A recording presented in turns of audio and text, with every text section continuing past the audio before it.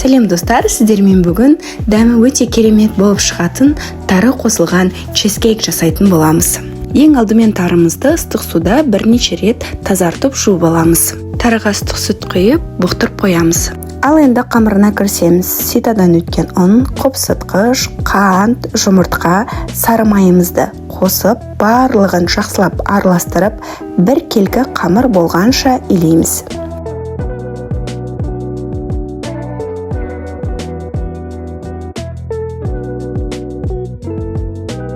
Бізде осындай жұмсақ әдемі қамыр болу керек. Қамырымызды пакетке салып, мұздатқышқа 10-15 минутқа қоямыз. Ал енді салмасына кірісетін боламыз. Творожный сыр, қант, жұмыртқа, 20%-дан жоғары қаймақ қосамыз. Қаймақ қоссаңыздар, салмаларыңыз өте жұмсақ, дәмді болып шығады. Салманың формасын ұстап тұру үшін кішкене крахмал қоссаңыздар болады. Барлығын силиконды күрекшемен жақсылап араластыратын боламыз. Венчикпен де араластырсаңыздар болады, бірақ миксер қолданбаңыздар. Осылай жақсылап араластырып аламыз. Түйіршік болмау керек. Түйіршіксіз қылып, керемет қылып, бір текс қылып араластырып аламыз. Осылай. Одан кейін дайын болған тарымызды үстіне саламыз. Тарымызды да осылай күрекшемен салып, оны да күрекшемен араластыратын боламыз. Төменнен жоғары қарай жақсылап бәрін араластырып аламыз.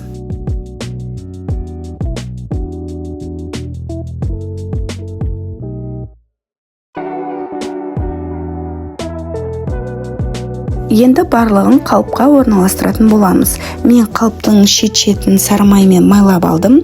Дайын болған тестамызды қалпымызға осылай жайып шығамыз. Стаканның көмегімен жайып шықсаңыздар да болады. Бір текс болып жайылған қамырымыздың үстіне салмамызды саламыз. Салмамызды бір келкі етіп текстеп шығамыз.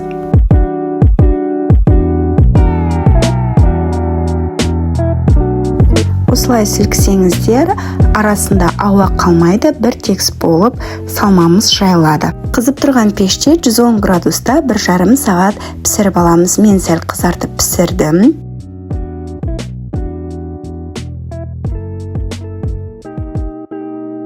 Пісіп шыққаннан кейін 1 сағаттай салқын жерде суытып аламыз. Одан кейін бетін қалай әсемдесеңіздер де өздеріңіз, еріктеріңіз, мен үстіне шоколад жақтым. Осылай қалдырсаңыздар да болады. Енді қыздар жасап көруге кеңес беремін. Дәмі өте керемет, ерекше болып шығатын тарыдан жасалған чизкейкіміз дайын болды. Сіздермен болған мен Назерке. Каналыма тіркеліп, лайк басып кетіңіздер. Сіздерден тіркелу, лайк, комментария, ал менен жаңа рецепттер болады.